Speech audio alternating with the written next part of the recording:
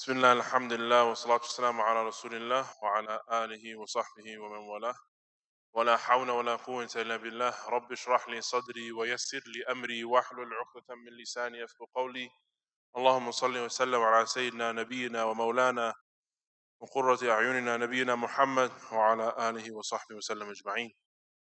Alhamdulillah, as I mentioned after Salat al-Isha, we're blessed to have Islamic Relief here with us this evening, talking to us about disasters and how, as a community, we can respond and how we can attend those.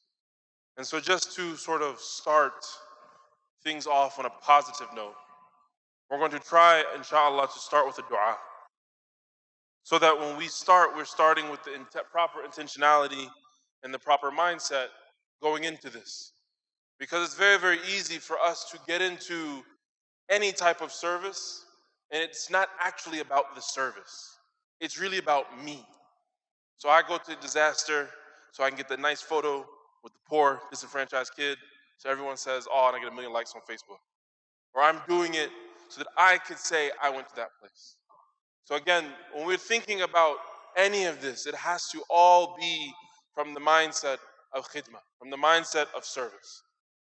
So we ask Allah, Al-Aziz, Ar-Rahman, Ar-Rahim, to give us sincerity in all of our actions. We ask Allah to allow us to work sincerely for His sake and for nothing else but Him. We ask Allah subhanahu wa ta'ala to orient our hearts around serving His creation, because He is the one who provided us with everything and blessed us with rahmatul lil alameen. He blessed us with our beloved Prophet sallallahu alaihi wasallam, who is a mercy to all of mankind. Ya Allah, allow us to be like the Prophet Muhammad sallallahu alaihi wasallam, as a mercy to mankind, not just to those in our community, but others outside of our community. And we ask Ya Allah to forgive us for our shortcomings and the things that we have done that are not for your sake. Still accept them, forgive us for our shortcomings, and reorient us to now focus for your sake and your sake alone. So without any further ado, alhamdulillah, we have Arif Yusuf, who is, I'm not going to talk anymore. Alhamdulillah Rabbil Alameen wa salatu wa salam ala Rasulillah. Assalamu alaikum wa rahmatullahi wa barakatuh. Before we begin, I just want to say Jazakallah khairan to the administration of the masjid and the community for hosting us tonight. I make dua that Allah Azza wa Jal continue to bless this community and to reunite all of us in Jannah, inshaAllah. Allahumma ameen. Now, so as Brother the Malik said, we're going to talk about disaster response tonight. And so I have about three goals that I want to accomplish from this presentation. The first of this is that I wanted to give an overview of Islamic Relief USA and our disaster response team, its capabilities, and the service that we provide to the general public. And number two is to give a basic framework of how we prepare for disaster, respond to, and recover from a disaster. And number three, just to share some of my personal experience being on the field with the team um, over a number of disasters, stretching from the response side of things to the recovery side of things. So before we begin, I just have a video to show everyone that gives us an overview of what the team does and how we have responded to disaster in the past. So if we could play that video. So yeah, so I was saying Islamic Relief USA has been doing a number of development work across the country. And we are guided by five principles. We have five principles that the organization and the staff we all follow. That is compassion, that is social justice. We have as well excellence. We have sincerity, and we also have mercy or compassion.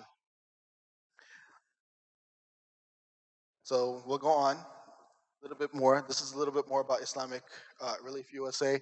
So we've been operating in the United States for about 25 years. Um, we're one of the largest Muslim-based organizations in the country. We have about 7 regional offices across the states. We have one here for the Northeast that's in New Jersey.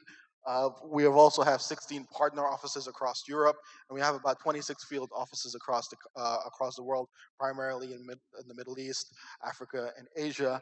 And as of 2017, Islamic Relief USA has responded to 50 humanitarian crises, or have worked in 50 countries. Which is a great feat, and it's all thanks to the Muslim community and the generous effort that everyone makes. So here's a little bit about our disaster response team's history. Now, generally, Islamic Relief USA has been responding to disasters since our inception in 1995, but it's been done mostly based on emergencies. And we decided in 2011 to create an official disaster response team that included professionals who are proficient in the field and who has been in the field for a very long time, so we could respond to disaster in a more organized manner. So we created the DRT, or disaster response, the disaster response team, in the year 2011. In 2013, we signed an MOU with the American Red Cross to support mass care. Now, what mass care is generally, and usually when it comes to disaster response and emergency management, we use a lot of acronyms. So if anyone doesn't understand the acronyms, just stop me and raise your hand, and I'll explain what it is. But mass care is generally called sheltering. Whenever there's a disaster, shelter opens up. So mass feeding, mass shelter, that's all inclusive of mass care. And I also have a video, and I hope we get it up and running or up and working, that demonstrate our partnership with the American Red Cross and what mass care looks like. We have also, so Brother Abdul Malik asked the question, how many employees do we have working for us? We have about 120 employees across the country. Our disaster response team is generally small. There's about 5 people in it, but generally we have 120 employees. And then we're a member of, again, VOAD, both on a national level and the state level. Now, here's another acronym. VOAD is basically voluntary organizations that are active in disaster. So everyone who participates somewhat in some form in a disaster, they're all part of VOAD, and it's more of the organizing or coordinating body of disaster response work in the United States in terms of NGOs.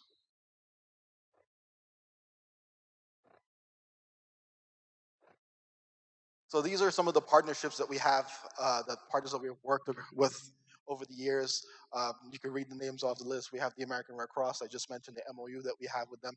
Again, MOU is a memorandum of understanding. We have FEMA, which is the Federal Emergency Management Agency, the United Methodist Church, or AMCOR. I just mentioned VOAD, both on the national and state level. SVP, which formerly is known as the St. Bernard Project. It's one of our key partners in our recovery work in the city of Houston. The New York Disaster Interfaith Services, or NIDIS, the Lions Club International, which is also a key partnership that we have in Puerto Rico that carried out some of our response after Hurricane Maria, and the Salvation Army. I also have, if we could get the video up and running. Or is the video up and running? So we have a video to illustrate our partnership with the United Methodist Church. This is from, just to give a bit of background, this is from our relief work in the recovery side of things. And you know, you might not know what recovery is or response is and all these terms that we're using, but as we go through the presentation, you're going to get a better idea because I'm going to explain them in a bit. But this is just basically, we started doing recovery work in the air last year, 2017, and the United Methodist Church has been one of our key partners in this sector. And so we've been working in the city called Princeville, which is in North Carolina. We've been rebuilding homes all of the year 2017 from homes that got destroyed from Hurricane Matthew in 2016. Can you explain to us what disaster relief is? Meaning, like, okay, Hurricane Matthew hits, it tears up a town. What does Islamic relief do? So that comes into the next slide, actually, which we're going to do. So that wasn't planned, by the way. So it talks about what is disaster response is a very loaded question. So to answer that, we have to look at what's called a disaster cycle. Now, a disaster cycle is, the slide is back up. So disasters are generally divided up into 4 phases, and it's usually a cycle. So I have a,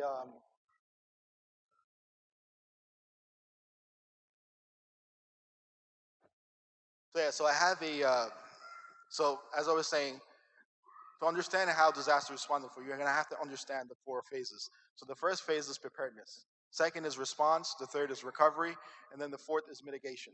So preparedness is just that every activities that we do in terms of preventing casualties and making it more effective in how we respond to a disaster. For example, this event can be considered a preparedness event because we're coming here and we're letting everyone know what disaster response is. So it's a form of preparedness, right? So all the activities that are involved in that. So Islamic Relief, when it comes to preparedness, we're involved in training volunteers across the country.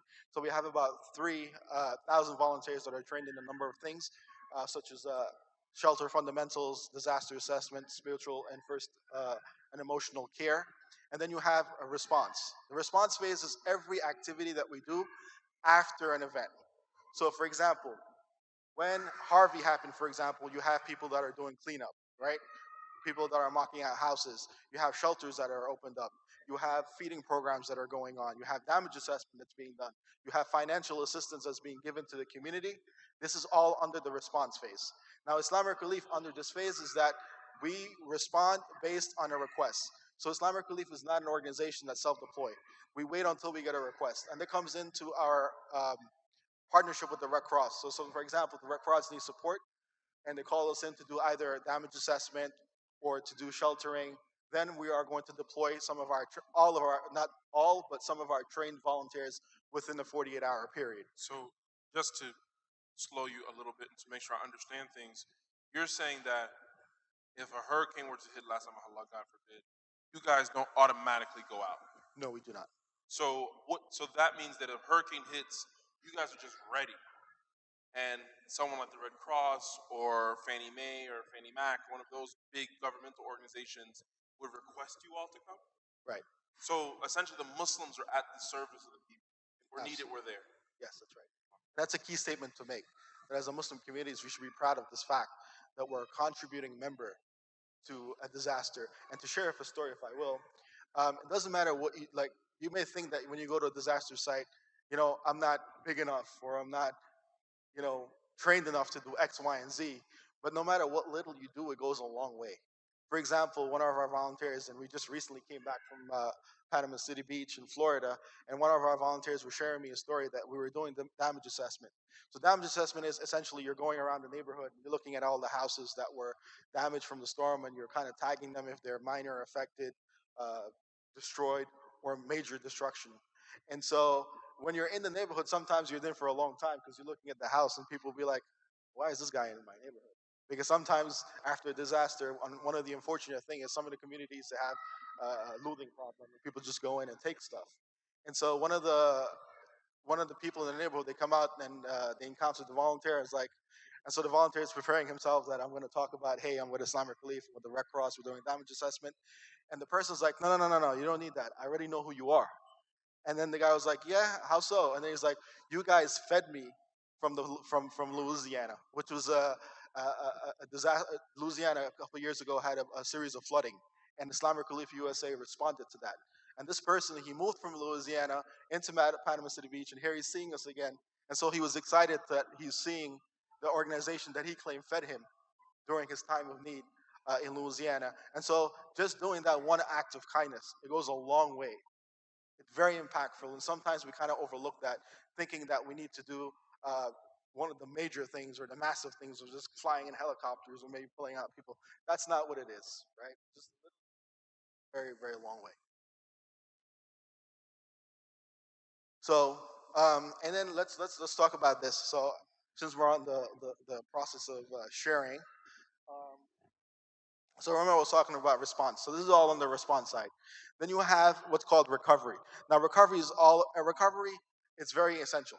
And why I say that, because usually when you have a hurricane that happens, for the first couple of weeks, what happens? There's national press, there's Facebook likes and sharing, and people are just sharing about everything that's happening and what's on the ground. But in a couple of weeks, everything died out, right? And you may think that, oh, Texas, for example, or Houston, for example, is fully recovered, but that's not the case, right? Recovery is just restoring the infrastructure, the systems, and the services, and more importantly, restoring a family who got affected from a disaster, and at least giving them the life that they once had. And you know how long that takes? It's a 5 to 10 year process. So right now, Hurricane Harvey happened when in Texas? Anybody want to yell it out? Last year, right? In September. And there is still a lot of work to be done from Harvey, such as long-term recovery, where Islamic Relief is currently set up there to assist the city of Houston for 2 years, and that is rebuilding the homes of those individuals that can't afford to do so. So part of long-term recovery and is just helping those or providing volunteer labor to help rebuild the homes of those that can't afford to, or even doing disaster casework.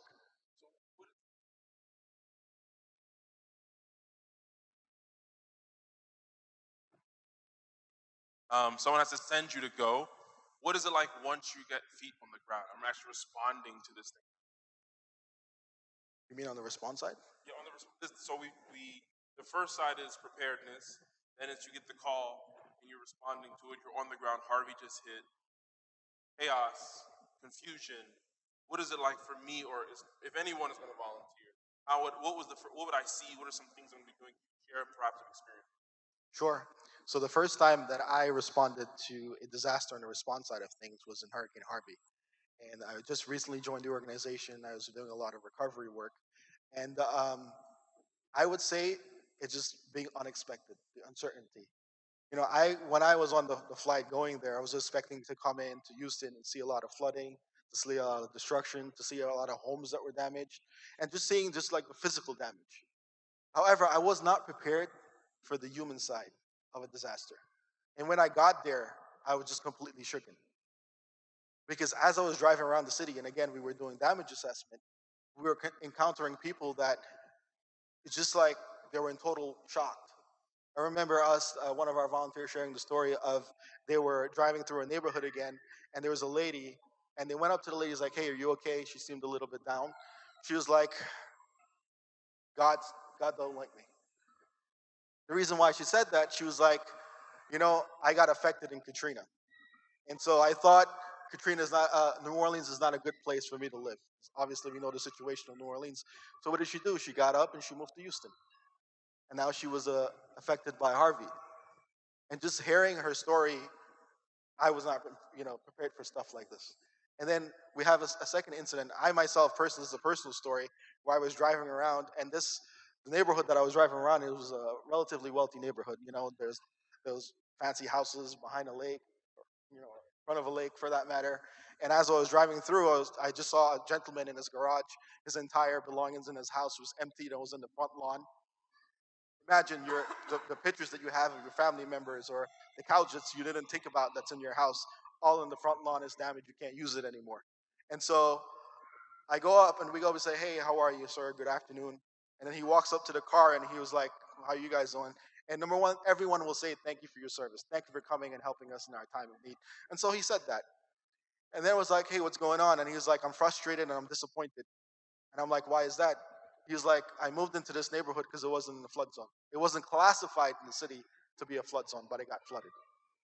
And for me, that struck me because I realized that you have to sometimes just embrace the uncertainty of life. Because you may plan for something, but then whatever you're planning against end up happening anyways. And that shows that Allah Azza wa Jalla is just the best of planners. And so you just have to live life, I guess, in the moment. Yeah, subhanallah. I mean, that something I've been really reflecting on recently, and the people who attend our Wednesday Living Islam class. It's not a shameless plug. We've been going through the story of Prophet Yusuf alayhi salam, and that what you're telling me reminds me of Prophet Yaqub, Jacob, when he was faced with difficulty time and time again.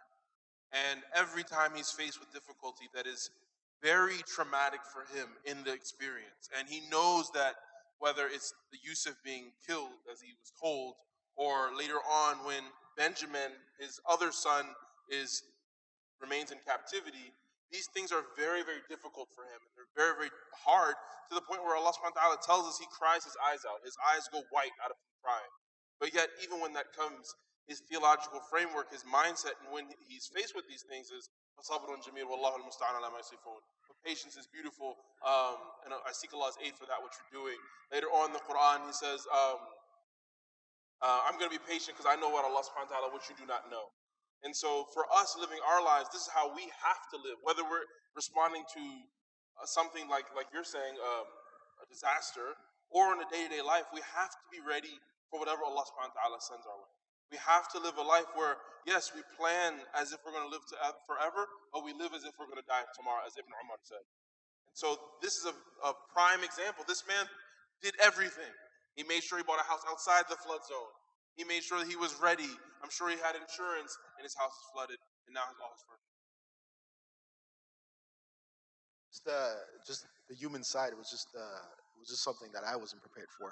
And I had the opportunity to get deployed to Puerto Rico as well, and it was the same thing.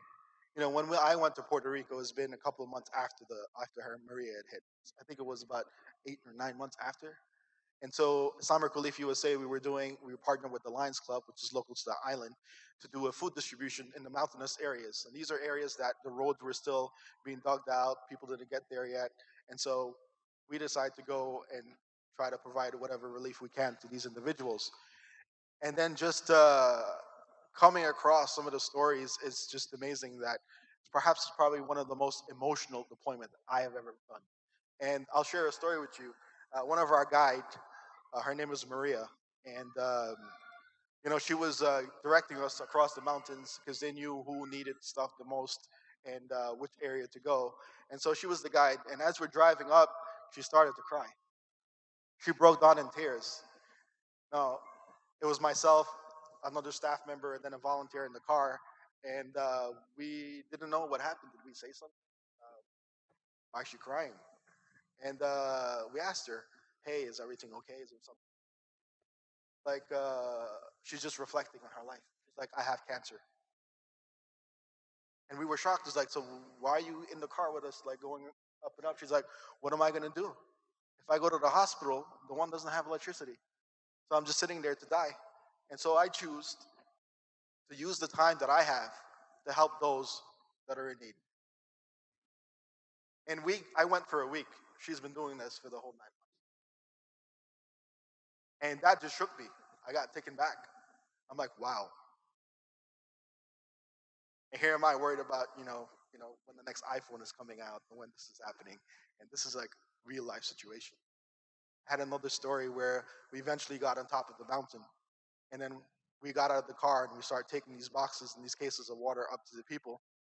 And as we're walking by, there's a guy, he's, sitting on his porch, and he looks very disappointed. He looks like everything has been lost. And we said hi, he didn't say hi back. And then we had one of the volunteers, she was like very jolly. It's like, "I'm going to go see what happened to him." And so she walked up into the yard and she shook his hand and she was like, "Hey, can we help you?" And then she called for us to bring a box of food and then a case of water. And then we handed it to this gentleman. He smiled. And then he was like, "I haven't eaten in days.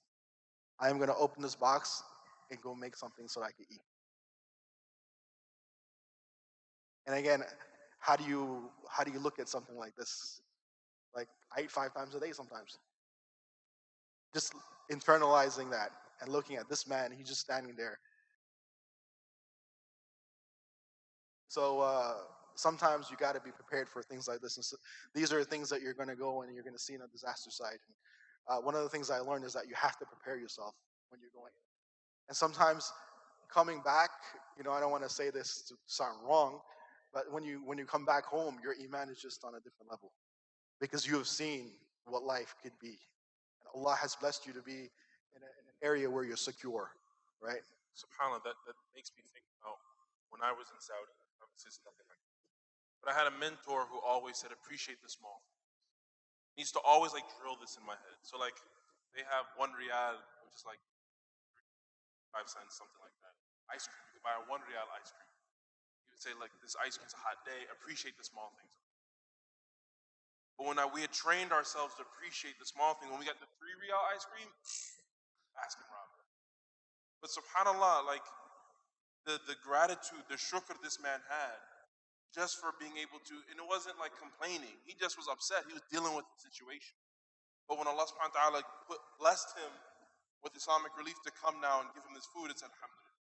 And this is true tawakkul right now. So many times I've seen, whether my own family or others, Allah subhanahu wa ta'ala, as it says in the Quran, وَمَن يَتَّقِ اللَّهَ يَجْعَلْ لَهُ مَخْرَجًا. Those who fear Allah subhanahu wa ta'ala, or those of God consciousness, He will make a way out for them and provide for them in ways they can never. This is true tawakkul.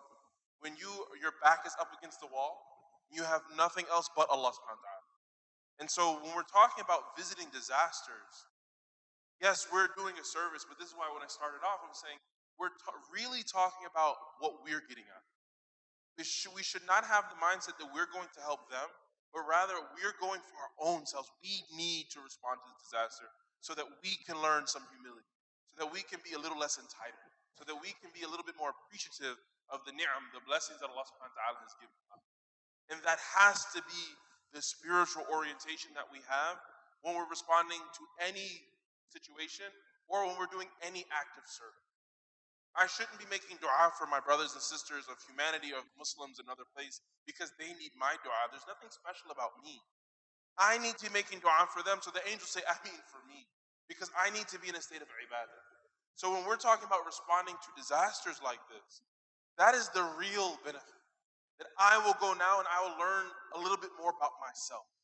Some things that I was uncomfortable with. Some things that perhaps I need to be a bit more. Ooh, do we ever think about like having food? Like really, it's like, oh, this restaurant, I just gotta settle with that. Or like, oh, I have to eat ramen noodles.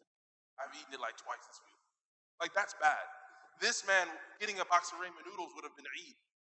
It's like a celebration. So this is how we have to think, and this has to be orientation again when we're talking about disaster response. If I could just highlight, Sheikh mentioned gratitude and patience. These are key words. And I don't want to say I saw true patience and true gratitude, but it was pretty close up there. And again, it was in Puerto Rico. And we went down to Puerto Rico. You're expecting to see, sometimes you see people who are disappointed, but this wasn't Puerto Rico. Puerto Rico wasn't like their soul was never broken. Their infrastructure might have got damaged, and they may have severe impact from Hurricane Maria, but their souls were not broken. And so when we came out to some of the houses, people are like, "Allah, come in," and they're so happy. And there's like, "Can we get you guys anything?" Pause a second. Can you get me something? Can you guys imagine that? I'm going to help, and they're asking me, Miskeen Yani, can you do you need something? And this just like hit home for two reasons. I'll share two stories with you. The first one is we gave a man a case of water. It was 24 in the pack. The team that were there in the area were about 7 or 8 people. So once we gave him the water, he went into he's like, hold on a second. You guys are sweating, like literally because it was hot. You guys are sweating. You guys are just walking up here. Hold on a second. Don't leave. He comes out. He pulls out a tray from his refrigerator with 8 bottles of water. And he brings it. He's like, drink it, drink it, drink it, drink it. And we're like, wow. Because he was worried about us. So imagine that. Imagine how like this entire scenario, you go in there and you're trying to help, and then the guy is trying to save you from your own thirst or your own like physical labor, and that just like that's true gratitude. It really humbles you. It's really an humbling experience. And then there's a second instance where, on the second day, we were in a different part of the island in a different mountainous area, and when the community heard that there were uh, relief workers that are coming, and also remember these areas didn't get electricity yet. So when we're driving up, the electrical people were still working on the poles and trying to get electricity restored. So they were there and we were there. And when the community heard that, they got so excited. You know what they did? They came together and they made a community meal for everybody. Now imagine this. Remember the story I just told you about the guy who haven't fed that we didn't feed time, and then he got the box of food. So imagine the community coming and pooling their resources together just to cook a meal for all of the relief workers, the people that are restoring the energy. That is amazing. That is beyond thinkable, and it comes back to right now. What's coming into my mind is Sahaba during the time of the Prophet ﷺ, where no matter what little they had, it could be a date, they would put it and they would give it, right? And then just seeing this, it's just been amazing. Just like for now, I could say I'm a minimalist. Like, not don't need that. Don't. It's been a challenge to kind of implement, but don't need this, don't that, because you really don't. See through gratitude and then true. So that was Puerto Rico, and yeah. So we're gonna continue sharing some stories because we kind of like lost track in the PowerPoint there. So we're gonna, inshallah, we get a second chance, and we're gonna go through the PowerPoint again. But just sharing stories. So one of the things we just talked about the response phase. Let's talk a little bit about the recovery phase. As I said, is the recovery is essentially any activity to restore infrastructure, to restore services and the systems of the community, but more importantly, to restore someone's life, as I just said. Just give them something close to what they had before. That's one of the most important things. Now, when you think of recovery work, and I was just telling everyone it's about 5 to 10 years before a community recover, right? I'll take the instance of Princeville. They were still recovering from Hurricane Matthew that hit them in 2016. Guess what happened this year, guys? Hurricane Florence, not too long ago. So there again, so that's like kind of double the work when it comes to recovery. And so I don't mean essentially per se double the work. For example, there may be areas that didn't get affected but are still working. So there are organizations that are still spending resources for Matthew that were helping the community rebuild. Have a second hurricane that came in that increased the number of houses that potentially were damaged, in addition to the one that was already Matthew. And so imagine you as a volunteer going down to assist these communities. It's beyond amazing. And I said, why do I say amazing? Because sometimes we have like this stereotype in our head going down. Realize doing this type of work really build bridges. Honestly, it does. And I'll share a story with you what I mean about building bridges. So we were in Tarboro. We went July of 2017, first time. Met a family. There was actually her sons were working. And so we went there Monday. As we got to the end of the week, we invited her over for dinner with us. And then we're sitting, we're having a good time, breaking bread together in terms of fellowship. And then she turns to us and she says, "Can I be honest with you?" And we're like, "Yeah, go ahead." And there's not to be. She's like, "Don't get offended. I just want to be honest." She's like, "When I heard you guys were coming into town, I felt scared because I thought you guys were bad people. But now that I have met you, you guys are amazing people. But I will tell all my friends about you. Like, not only are you guys from one place, you're from different places around the country." And I think Kaula she volunteered with us on one of these trips, and she could tell you of all the volunteers that are coming in, not knowing each other. But our group, we always find we always find a way to click and work as if we knew each other for a very long time, and that was very impressive for her. To the point where we've been there for about 10 months in the community, and by the time like every Wednesday, the church or the local community would invite us and our volunteers to come have dinner with them. Every Wednesday at 5:30, we were in Princeville. We had to make sure we were at St. James United Methodist Church.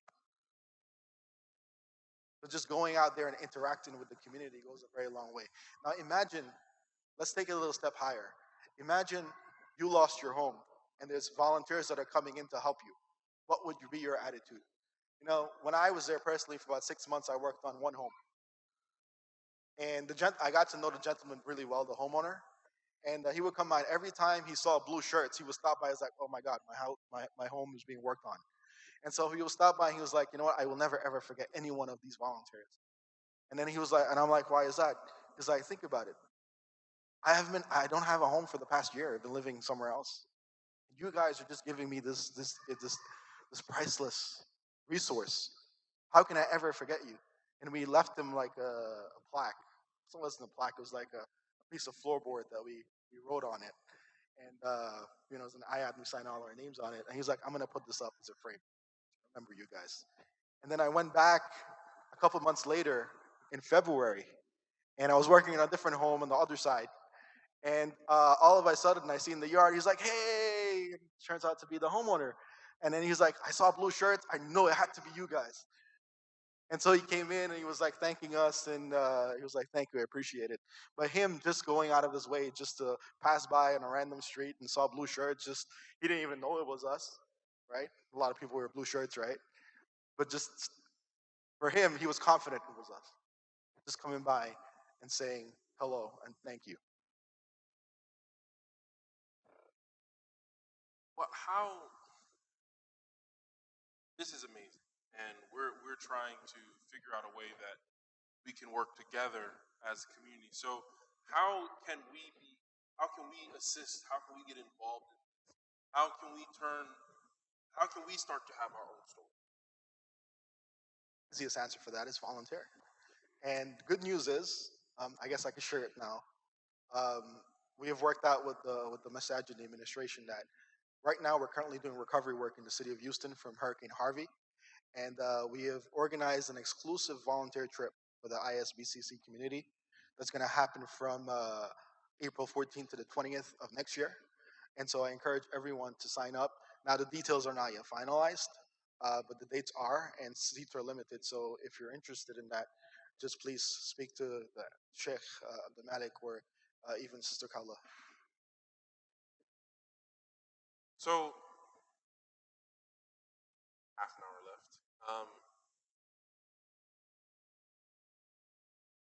I guess the best you guys ask questions. I'm sure they're. Before we get into asking questions, get deployed. Like get deployed. You're actually involved in this. When you come back, because I know from involved in this is ta'awun ala birri wa taqwa. You're working together upon righteousness and piety. You're trying to literally serve other people. So you now build some kind of camaraderie, some fraternity and sorority in these people that you're with, your cohorts. Is there a way that you can maintain? Because I've seen it in whether it's from my colleagues in undergrad in Saudi or people I've been Hajj and Umrah with, you really have a brotherhood and sisterhood that you never had before. Is there some type of means of doing that? Yeah, absolutely. So I'll give you two answers to that. The first is the volunteers that go as a group. We have what's called, everybody knows what WhatsApp is. So we have like a WhatsApp group that we create when everyone deploys. And all of the deployments I have been on, those WhatsApp group are still active. And Kara shaking her head, she could tell you they're still active from the time I think she went in December of 2017. And it's just, you're right. When you do work like this, there's a special bond that's built among sisters and brothers, brotherhood in generally. And they still keep in contact to the point where we had one deployment where obviously everyone's coming from all across the country. And so we had an individual that, had a very good job. And so she flew around the country a lot.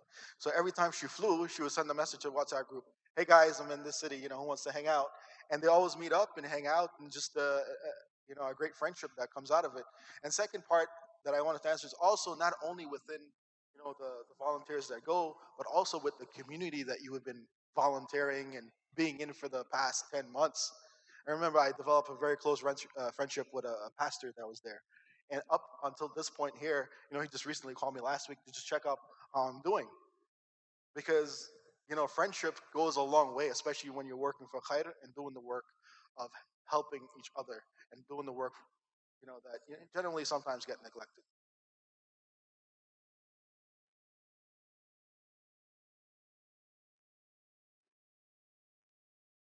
If anyone has any questions, this would be a really opportune time, especially since I didn't even know we're going opportunity partner in April, inshallah.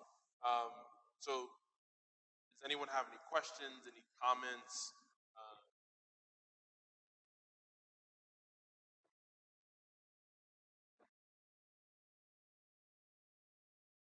So again, I feel like I'm saying two answers to one question. So there's a two-part answer to that. So remember, you see the slide. I can see the reflection. The slide that's in front of you, right here. So you see where it says response, and then you have recovery. So on the response side of things, I mentioned that we have about 3,000 volunteers that are trained. So to be able to be deployed with us in the response side, that's right after an event happens. You have to be trained. We do not deploy anyone unless you're background checked or you're trained. However, when it comes to the recovery side of things, it's just we're just doing construction work, and so we open that up to the general community. And so if you're interested, you just go on our website irusa/volunteer. You create a profile, and then you just select. It has like items what you're interested in. You just click disaster response, and whenever an opportunity come up, you're gonna get an email, and you can just come out and be with us because on the recovery side of things, we have staff that are trained in construction work. We have our partners have project managers that are there, and so they will be able to guide you through the work as you go.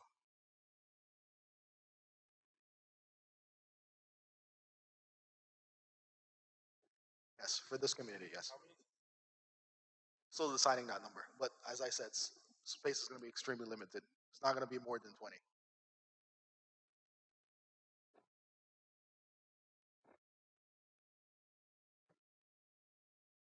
Salam alaikum. So how do you assign responsibilities to volunteers? How do you assign the responsibilities to volunteers? site or before. So as I mentioned, we get requests to deploy. We don't self-deploy. So if we're getting deploy and we know that we're doing damage assessment, so we're gonna go into our pool of volunteers that are trained in damage assessment. So for example, if you're not trained in damage assessment, you probably won't see the opportunity, or even if you do, we're probably gonna ask you to get trained before you come. So if So I know you're, that there are so many things that yeah, when there's so a disaster, how design like this. right. So usually when we deploy, we're usually going take it per disaster at a time. So for example, if we're doing Hurricane Michael, for example, send a call out and you're deploying with us.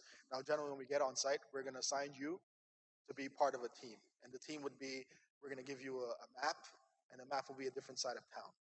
So your team is usually able to is your job will be going to that area and do a damage assessment of that area. You're gonna get to an app, and it's linked to bigger software, and every to decide on financial assistance, uh, kind of like judge that yes, this home property, specific property did have that. It's just a classification. So again, so to give you a summarize of that, we usually pick from the trained pool of that one, and once you get on site, we'll divide you up into teams, give doing work within the area we're assigned.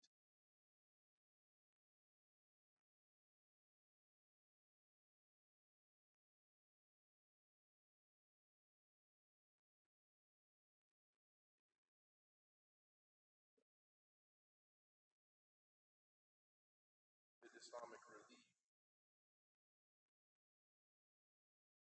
So usually, damage assessment is sent to a made like software that everybody uses. So when we tag a house, it's not our information, it's the Red Cross's information.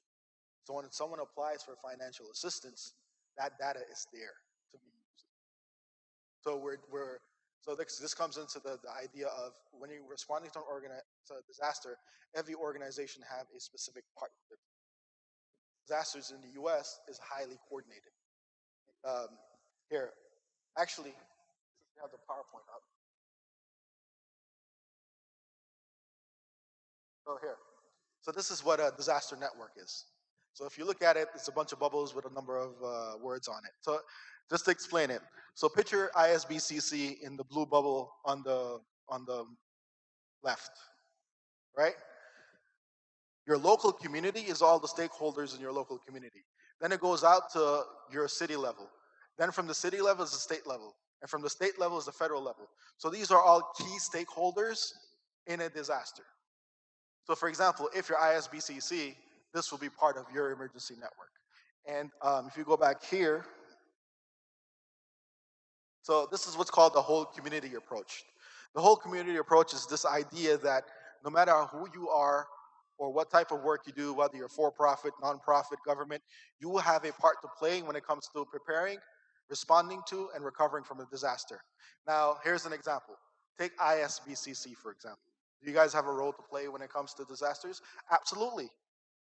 It could be you could guys have a trained team of volunteers that are ready to be deployed to assist like assist Islamic relief, for example, when there's a disaster. So having the trained team of volunteers. Number two is having the sheikh, for example, sitting with the community and advocating for individual preparedness so that you're prepared. Now, to give you a story on preparedness, and when I was in Tarboro, um, we were rebuilding the house, right? And usually in Tarboro, every house had the same color because it's unified. It's cheaper that way. And we went to a house, and there was like, we're painting it blue, light blue. What's going on here? So I asked, it was like, why are we painting it light blue? And the project person was like, oh, the homeowner requested it. So when the homeowner came, I was like, fancy color. She's like, yeah, and I'm gonna pick my, the cabinets or this and that. So I'm like, how do you know which color you want? She's like, oh, for the furniture I'm getting. I was like, is the furniture that you're gonna buy? She's like, no, the furniture I already have. So at this point, I was like, wait, you still have your furniture from the storm? She's like, yeah. I knew I was in a flood prone area.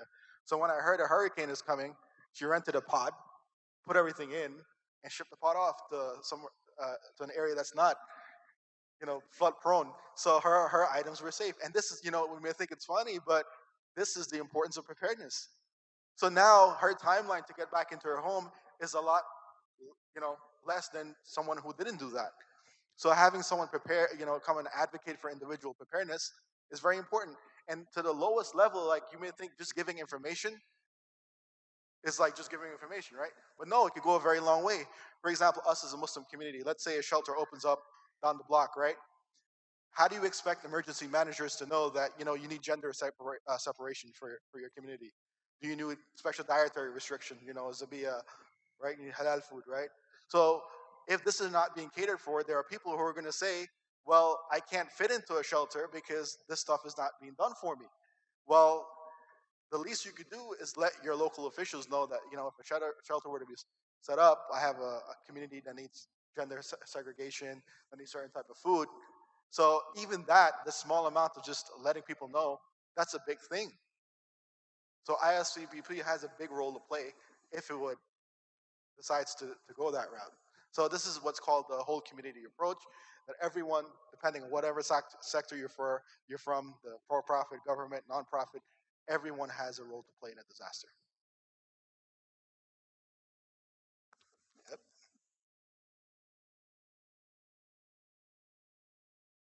Thanks, Arif, for coming. This was very informative. I actually want to share a comment. So I've had the pleasure of being on a deployment with Islamic Relief in Harborough, North Carolina, which is considered one of the long-term recovery projects, and the experience was amazing. I'm going to share two that really stand out. So one of them was, so we were down there for a week, Sunday to Saturday. On a Tuesday, because we were working on different houses, we were divided into different groups. We had to go to gas stations to utilize their facilities and to make wudu and things like that. And on a random Tuesday during the day, we had all these people that were stopping and thanking us because they saw us wearing the blue Islamic Relief shirts. And they literally were like random people. Obviously, none of them are Muslim. I think that town literally had one Muslim couple that we never got to meet, but we heard that there was one Muslim couple.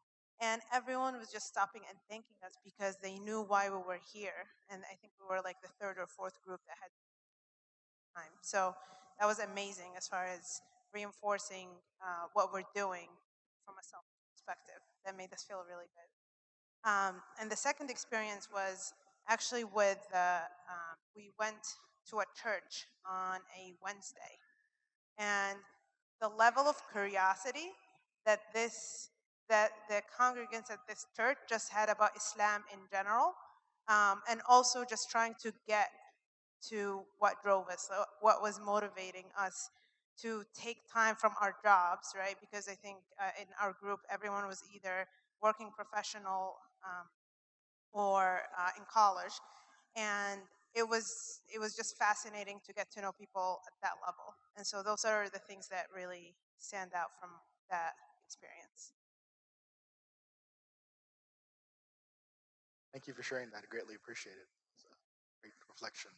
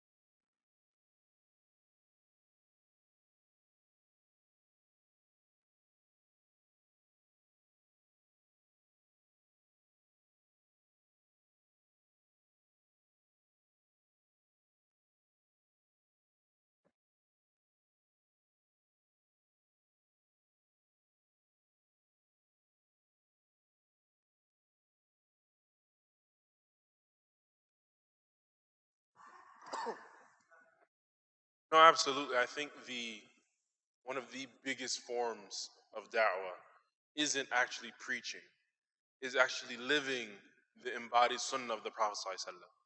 Because when people see that, it changes perspectives. Um, You know, I get interviewed by college students all the time as to they're doing reports, and usually for some reason, whenever their professors give them this outline of questions to ask me, the last thing is, well, what would you advise someone who's not a Muslim? And I always say the same thing: get to know a Muslim. Because when you do that, it builds empathy. It tears down these walls that you had before. And now you know that I'm a human being just like you. I have children, I work, I have difficulties, I have things that I enjoy.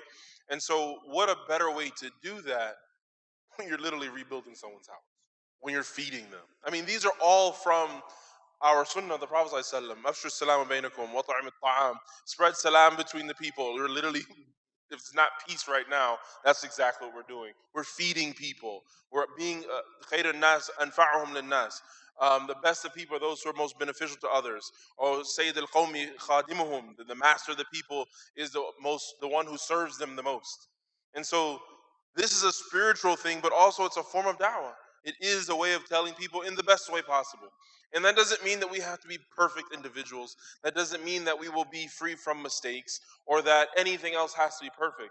You don't even have to be a sheikh or a student of knowledge in aqeedah or anything else. You just have to be a good human being and donate some time.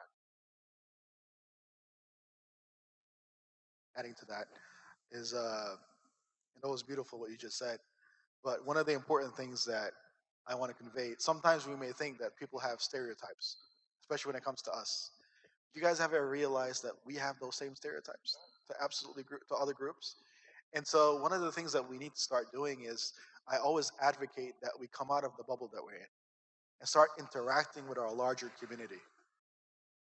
And when we do, Just to share a story on that, Sheikh Yasser recently was at the vigil after the shooting at the Pittsburgh synagogue. And in that, he was quoted everywhere in the Boston Globe, everywhere. But in the final things, he said to the Jewish community, "I love you." Now that really shook members of our community. How is Sheikh Yasser, our Sheikh, telling the Jewish community, "I love you"? How does that even work? That's theologically incorrect. You know, it was really problematic for a lot of people. And so my father's not Muslim, so I already understood what was going on. Didn't have a problem with me. But I went still and asked on behalf of one brother. I said, "Sheikh, I sat with brother so and so," and he said, "Really, this was troubling for me that you said I love you to the Jewish community." And Sheikh Yasser said, "Wallahi, I did not plan on saying it." I was like, "Well, why did you say it?" He said, "Because when I was in the moment and seeing their faces and thinking about the fact that that was a synagogue that got shot, we are on the same front lines. Out of humanity and love for them, it just came out." I was like, "Really?" He said, "It just came out. Well, I didn't even plan it. I wasn't trying to I love you." He was like, "I don't know where it came from. I don't ever say that." And so that is really when you break down those walls. And so I was saying to the brother who I was talking to, my father's not Muslim. And so I remember being in theology class in an undergrad, and he said, "Well, no, you can't love non-Muslims." I said, "Hold up, what am I supposed to do about my dad?" And he said, "Oh, well, we're talking about love." It really changes our worldview if we can now see people as people and we can see their difficulties and what their struggles are. And then there's something in psychology called multi-directional memory. When it comes out of Holocaustic studies, when because of someone else's trauma and my own trauma, I can now find a similarity between the two. So W.E. Du Bois, he went to the Holocaust or to Warsaw, a place of the Holocaust, and he was able to see that and associate it right back to the same racist problems, the systemic racism the African American community was facing in the early 1900s. Because of his own trauma, he was able to find empathy in someone else's. What about us when we're responding to a disaster? Are we able to now relate with someone on a very intimate level? I know that Bob, who perhaps is never met a Muslim before, who only watches Fox News, has a wife and 3 kids just like me. And this month is struggling to pay his bills. And maybe he's a grad student. And a lot of the same things I'm going through. Now, me and Bob, we become buddies. I have changed my perspective on Bob and his demographic of people that look and sound just like him. And then I've changed his perspective on someone who wears a kufi or hijab or his name's Abdul Malik or Aisha or Fatima. That is really moving for us and for others. And you just brought up a memory. One of the things that I love about doing disaster response work is this exact same thing. Is that when you go to a disaster site, you're going as I, a human being, trying to help another human being. And I can remember every disaster site that I've went to, you could just people all across the board from different countries, from different beliefs, are just there for the mere fact of I need to help my fellow human being. So it goes a long way to think about that, and that's one of the best thing you can do. That when you're in a site like that, to break a barrier, it's just that you're already in the zone to do that. Because I'm willing to put aside whatever differences I have because I have Brother Muhammad here that I need help.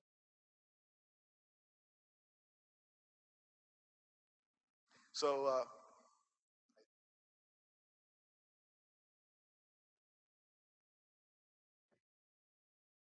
Hi guys, hi everyone. So my name is Ahmed, right? I was just praying in the back, and I just hear the conversation where you guys were saying examples you guys were giving. And in my life, not too long ago, I got to a new job. That was like a couple of years ago. I stayed at that job for like a year and a half, right? And one of my managers, Tom, once he knew that I was Muslim, he didn't like me much. He started treating me a little bit differently, right? He kind of let's put it this way, I sell cars. So he was a customer now. Started having borders. He's like, oh, that's new. I didn't meet a Muslim before. And he likes Fox News. You know what I mean? He's like, he wasn't sure what's going on. He didn't know what to expect. And it wasn't comfortable for a little bit. But you know what? I didn't leave. I stayed. He's seen what kind of a guy I am. He's seen what's my reactions if I see an accident happen outside. He's seen how I treat people. He's seen, and he basically, I always remembered ادع إلى سبيل ربك بالحكمة والموعظة الحسنة, guide to God's way with wisdom and words. Now Tom is one of my best friends, and he has no problems against Muslims at all.